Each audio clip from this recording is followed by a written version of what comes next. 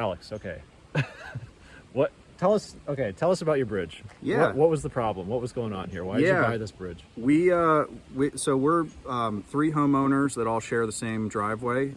We have a stream crossing on our driveway, and we had a very old, historic, crumbling concrete bridge that was in danger of falling into the creek, essentially.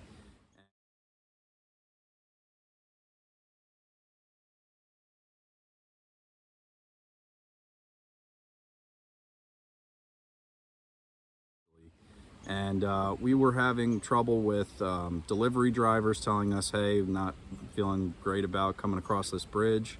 And we knew we had to do something to address our stream crossing problem here. Do you want to do? Should we walk a little bit into the? Yeah, so you can see we kept the existing bridge, but if you look closely, everything the bridge was sitting on was just crumbling into the creek, and actually the creek was starting to run under the concrete abutments. And we would run into this problem where, you know, a delivery driver would come by and they'd say, no, my driver doesn't feel comfortable coming over the bridge. We're going to cancel your delivery. And obviously we didn't feel super secure driving across it every day. This is our main right of way to get in and out of our houses. And obviously, you know, you look at kind of crumbling concrete, and we'd have a storm come through and you'd see bits of concrete break off.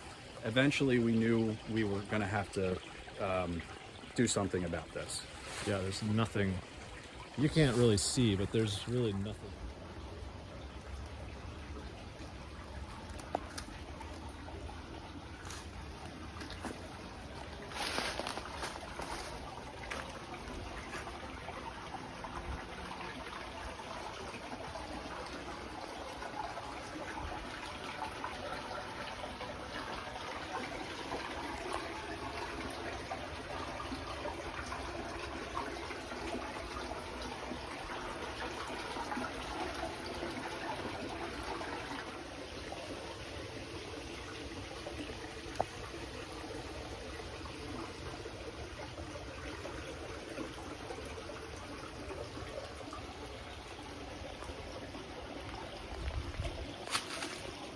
Yeah, so we started to look into all kinds of solutions. We brought a couple contractors out to talk about demolishing this bridge, to talk about what we would do, you know, for a new span across the creek.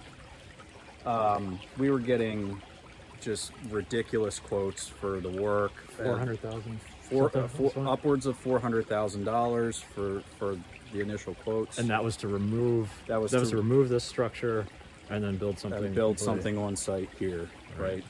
And so after a while, you know, even splitting it three ways with the neighbors, it just was. We were getting quotes that just weren't going to work for us budget-wise. So we started to look into some other creative solutions, I guess. I mean, we got to the point where we were thinking about buying 2 flatbed rail cars from a rail company that were decommissioned and putting them across the span and using that as a bridge. Because apparently they do that at state parks and things like that to recycle them. So we got really creative, and then one day I just stumbled upon. And you're a lawyer, so you're like super analytical. You're like you're drilling into this and trying to figure out the problem. So I stumbled upon. I was also looking at, you know, who builds bridges at golf courses and parks and things like that. And I think it was in the course of that search that I stumbled upon E&H Manufacturing. So I called them up. I talked to Mike Hackle, who's an engineer over there, and I asked him, hey, what's the story on, can I install this permanently? And he said, I don't see why not. And so we started talking. He walked me through the specs of the bridge. We figured out that the 40-foot span was going to be best for us in, you know, to get all the way over, to get across the whole thing, to get across, to take the span out wider than the 19 feet that we had, and to help hedge against potential flooding and things like that, and to get it up higher. And we got to talking. We then engaged with a local concrete contractor and heavy equipment operator. We poured some abutments to permanently fix the bridge in place, and you can see these concrete abutments that we built with a gentle slope for our cars. And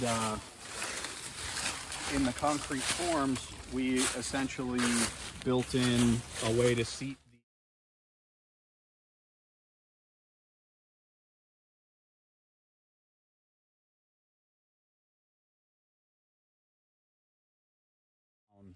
so that they could sit in permanently and be fixed in place. An extra sort of safeguard in the case of flooding. Torrential Yes, flooding. exactly. So so all of this was very flood conscious. This is a heavy flood area. We certainly wanted to make sure the decks didn't float downstream, so we bolted them down, fixed them in place, and we got about, several yards of concrete holding them in place. So, and it's been what, 2 years now? Yeah, like 2 to 3 years. It's been great. It's the wood hasn't aged a bit. It's nice treated lumber. It obviously we put railings on. Mike was gracious enough to offer us this box tubing on the side, welded on the side, so that we could affix these posts, right? And so we had those welded on 8 feet on center. And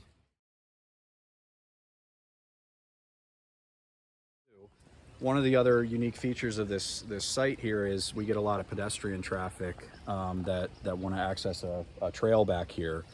And so we knew we needed something that was going to be aesthetically pleasing and also pleasant to walk on, but also carry our daily vehicle traffic.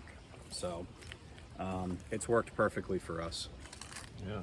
And you've had at least one torrential rainfall last July? Yeah, we seem to get one a year. We had one in July of this year. It got almost up to the bridge deck, and everything stood the test and stayed in place. And so for that reason, we're happy that we decided to go up and above the existing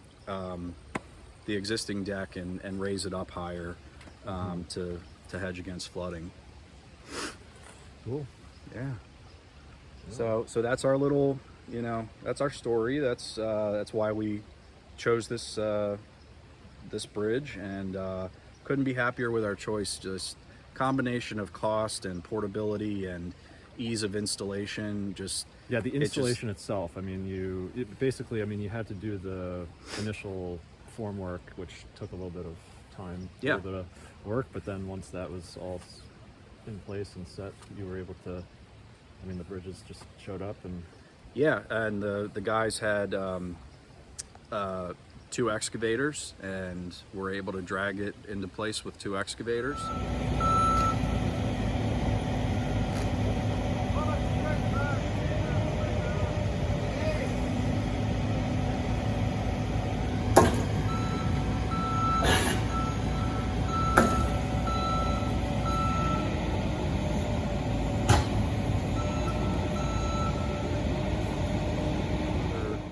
One other feature that we added, so you can see over here, we added these drainage grates between the concrete abutments and the bridge decks, just to one, to carry the traffic over it, but also to just give us access to where the bolts are, and so we can clean out just keep things clean. Keep things clean if we do. We also, the other part of the project, we brought in a bunch of large stones, riprap, to protect the stream edges, just help chill out the water as it comes through here. Kind of comes down to a choke point, and so we wanted to slow down the water as much as possible, and kind of protect our investment. Right? We want this thing to last, and by all indications, it should last. We're very happy with it, and it just ended up being a perfect solution for us from just an installation and cost perspective. Yeah.